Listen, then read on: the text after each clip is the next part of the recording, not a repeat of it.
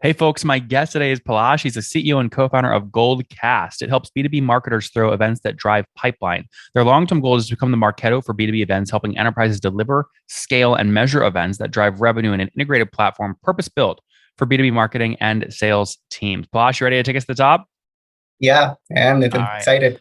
This is a very competitive space, right? You've sort of got Bizzabo, VFairs, Hopin, all these guys. What's your Yeah. unique mousetrap here? Why are customers signing up for you? Yeah, Nathan. So we think of ourselves more as a revenue driving platform that uses events as a channel. So our positioning is really honed on this one vertical of B2B marketers and how they can use events to drive pipeline and grow their business. And so we think of our space versus say Hopin and Bizzabo, something like Intercom and Drift, right? Intercom did the horizontal, we are doing the vertical like 100x better in a big vertical. And so the things that we do uniquely are integration analytics, workflows in the backend that matter to the B2B marketer, help them work with sales, the existing tools, and drive results from their events. Okay, this makes sense to me. Tell me about what customers are paying today on average per month. Our ACV is 25 grand. Okay, got it. That's very easy. Does everyone pay that same price? No, Nathan. So we have contracts that are, all the way from 10K to 230K, but mostly in that ballpark, 25K. Interesting. So your biggest customer pays 270K. 230. Oh, 230K. And so Yeah. what enables you to charge, someone way more? Is it number of attendees? What do you upsell against? So it's the number of teams that use us and the number of attendees and also the features. So we have 3 tiers in our pricing depending on the features you use. So teams would go up the tier as they need more features and more tools out of the platform. Very cool. Palash, when did you start building this? What year?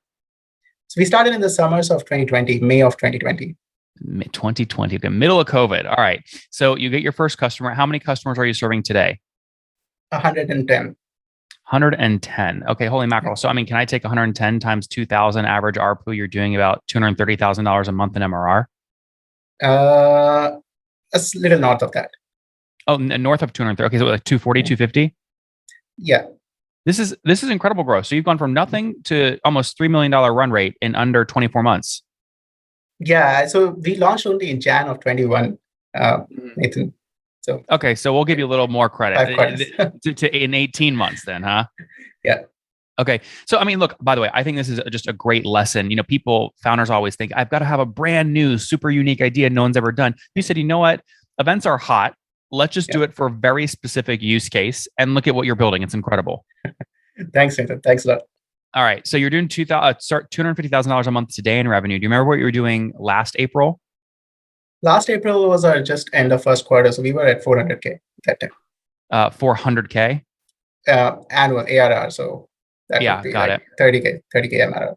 Yep. That's incredible. Okay. So you got your first 30K in MR then in the first 4 months of 2021 since you launched in January 21, right? Yeah. How'd you sign up these first, 10, 20 customers?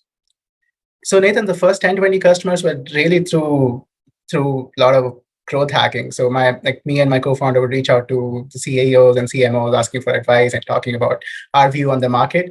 And we would ask community partners and people who get us exposure to CMOs and the marketers to do events. So our first big customer was Drift that we signed because they spoke at Underscore's event. Like the CEO, David Cancel, spoke at Underscore's event that was hosted on Goldcast. And Underscore was our investor. That's how we signed Drift. And then Drift, because it targets the same kind of persona, that gave us virality. So there's a huge virality in this business. And that works best for us because we speak the language of those customers and not about general events. So largely driven by virality. Like after first 10 customers, it was mostly inbound. Oh, what's going on there, YouTube? Good to see you guys. Now imagine this. You love watching these interviews with SaaS founders, but imagine if we took all of the valuation data out from over 2,807 interviews I've done manually. Saves you a lot of time. Well, we've done this. We've built it into the beautiful interface inside of FounderPath. Check this out. I'll show you how you can access this in a second, but you log in, you connect your Stripe account, you see your valuation real time, you can see what it changed over the past 88 days, and even set goals for valuation this year. Now, the secret to valuation is there's many different ways to value a SaaS business. So the reason you're going to see 3 or 4 different valuations inside of your Founder Path dashboard, this is all free by the way, is because depending on who's doing the buying of your SaaS company, you're going to get a different valuation. A VC is going to pay a different valuation. Private equity firm is different. If you're going to do a minority sale, that's different. And if you sell the whole business, that's a different valuation. You can see all those when I hover over here. Right, so the teal is what a VC would pay, yellow is what private equity, and red is if you sold the whole thing outright. Now, what's cool about this is not built off random data. Again, you guys hear these interviews on YouTube. All these data are built from real-time valuation data points founders share with us on the show. So traction, 1.2 million, seed round, 3.7 raise, they sold 22% of their business. Go in here and filter by the event. Maybe you only want to see companies that have sold the whole business. Well, here are a bunch that have been acquired, the valuation and the multiple. Maybe you're going out right now and you're raising your seed round. Well, go in here and look at all this recent seed deals that went down, what they raised, what valuation they raised at, and what percent that they sold.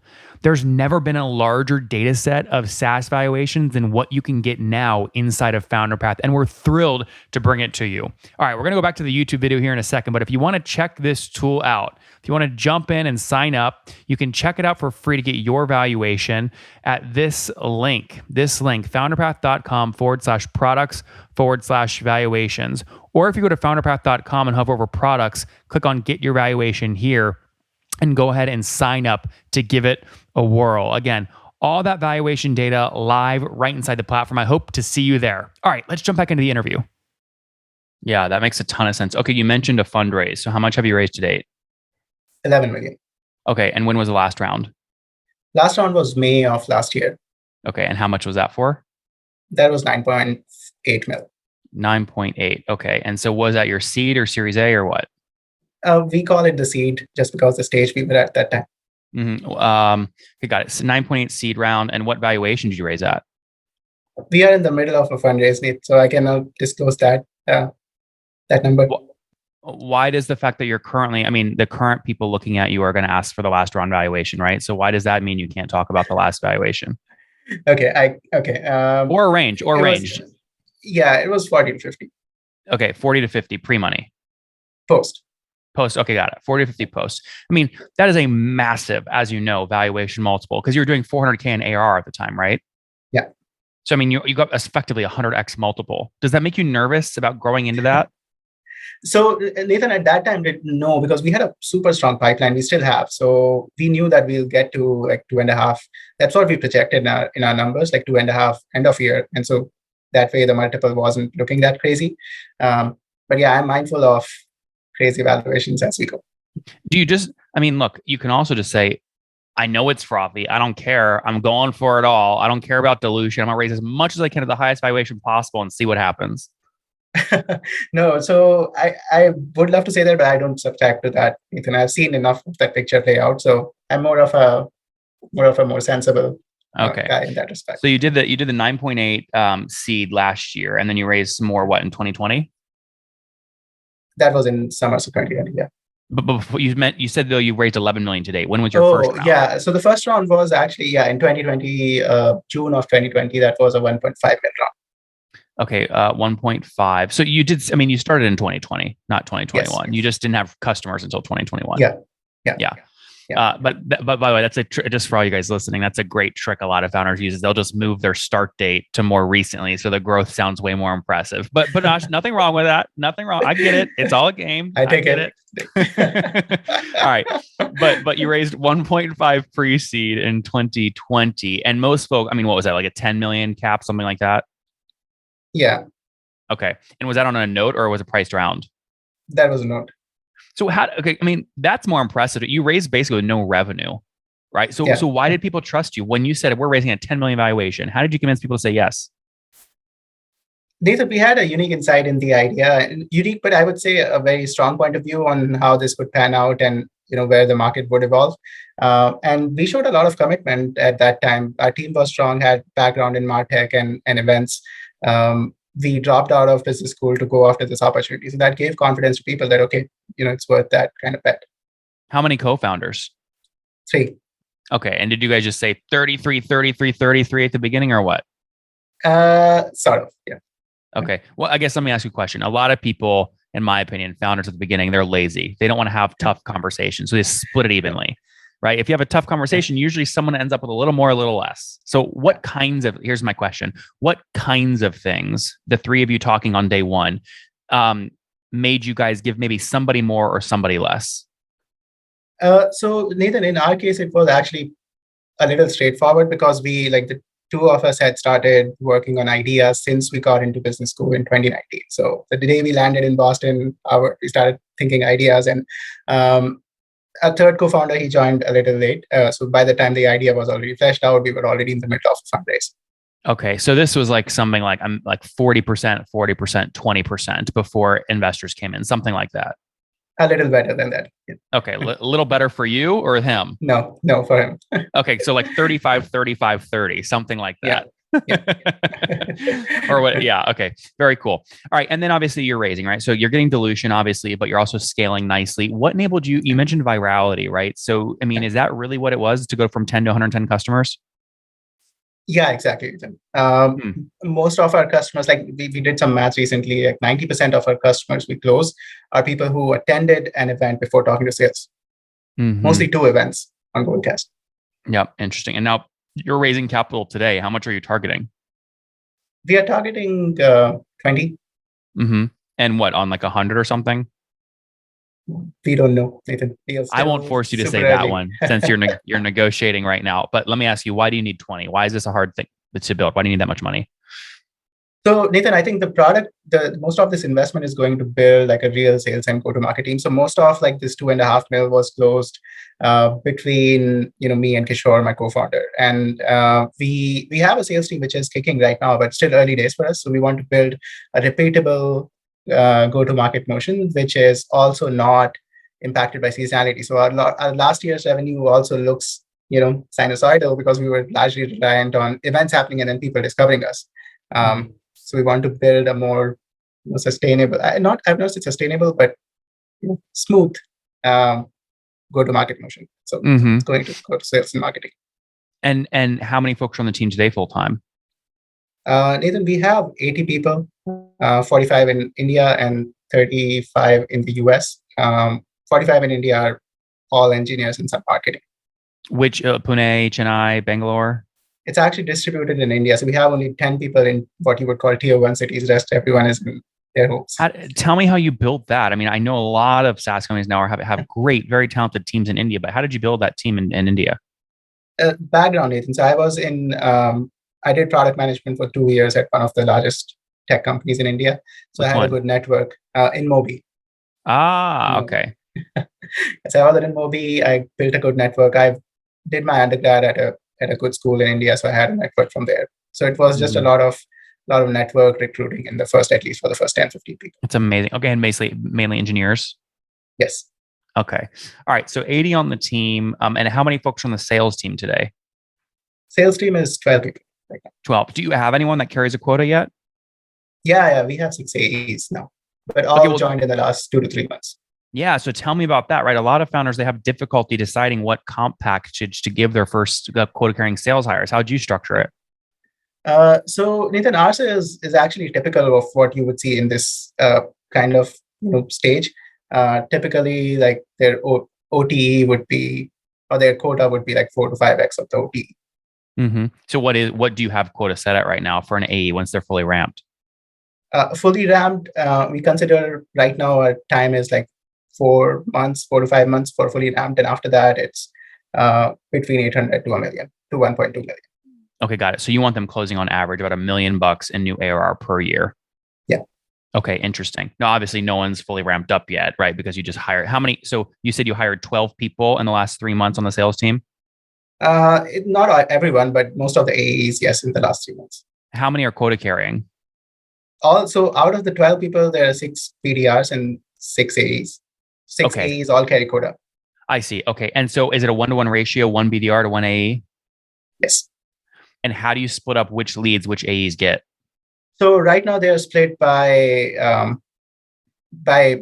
in alphabetical order. So we know, where it's coming. We're still figuring that out. early stage. Interesting. Okay. Yeah. Okay. Yeah, that's probably a good way to do it until you figure it out. Yeah. And then I guess this is a tough question, but it's an important one. How do you know when you have to fire a rep? Like, let's say they're past 4 months and they're still not hitting quota, right? Is that your problem as a company giving them leads, or is that they're a bad salesperson? When do you fire them? So we haven't had to do that, fortunately, Nathan, yet. But I guess we have started tracking stuff like win rates, for example, right? And we know what they look like in normal situations. So win rates would be a big thing. And also What do you target there? What's the target win rate? So our opportunity to close rate is 25%. Okay. Yeah, which is actually pretty good for an industry that's competitive. So we will obviously we can give some leeway there, but it's mainly based on the win rates. I love that. Okay, and then you don't have a ton of history here, but gross revenue churn is about what? We don't, Nathan. Right now we are at slightly north of 110% net retention. Okay, Net but peel dollar back that retention. onion for me though. How much is expansion versus churn? So off this, we will, let's say we started with $100, we will have churned $20 and expanded $30. Oh wow. Okay, so churn's actually fairly high, but expansion's higher. I would say 20% churn is high. Yeah.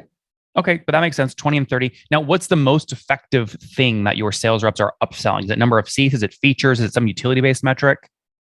It's based on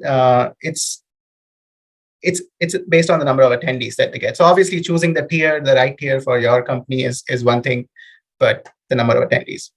Interesting. Yeah, because you have a lot. I mean, you price up a couple things, right? So like number of organizer seats included, stages, so like how many stages are there, but the number of attendees one you say is the most powerful, which is interesting though, because you have 1,000 under Growth Premier and Enterprise. You don't require them to pay more, right? Where do I see that pricing? So yes, we charge on number of attendee also once you cross 1,000. So either companies come and say, oh, I'll foresee 10,000 this year, and we'll give them a package, or they pay as they go. Oh, I see. That price would vary anywhere between $3 to $10, depending on the kind of event. So there's some math involved there at the back. I see. Very cool. Okay, I love this story. What a great story. Let's wrap up here with the famous five. Number one, favorite business book. Favorite business book is Only the Paranoid Survive. Andy Grove. Who are you most worried about right now?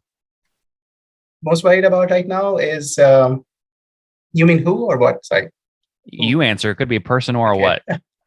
Who I'm worried about, honestly, my wife and my kid, because I have been away from them for 2 months. That's a diplomatic. I was hoping for like a competitor CEO or a competitor, and you say your wife and your kids. It's funny. Okay. All right. Number two, what's your favorite is there a CEO you're following or studying right now? Yeah. Manny Medina from Outreach. Big fan. Mm-hmm. Are you in any acquisition talks with Outreach? No, not at all. I don't know if I believe you. That would be a perfect fit. You and Manny would be a perfect fit. Thank you, but still too early, I guess, for acquisition. Interesting. All right, number three. What's your favorite online tool for building Goldcast? Favorite online tool? We use B plugin a lot, which is a page builder. Amazing. Use it at a lot of places. What's it called? B plugin. The plugin? B plugin. B for ball. Oh, got it. Yeah. Number four, how many hours of sleep do you get every night? 7. And married with one kid? Yes. All right. And how old are you? I'm 32. 32. Last question. Something you wish you knew when you were 20. Oh, I wish I knew career trajectory is never linear or predictable. So take more risks earlier. Guys, there you have it. Officially launched in 2020 with a $1.5 million pre-seed round, around a $10 million valuation. They then got their first customers in 2021. Again, goldcast.io, helping folks do events, but specifically for revenue generation purposes within marketing teams. $30,000 a month in revenue a year ago, now over $250,000 a month as they look to scale. $9.8 million seed round last year at between a 40 and 50 million valuation. Big revenue multiple, but he's comfortable and excited about growing into it. We'll see what happens. Palash, thanks for taking us to the top. Thanks, Nate.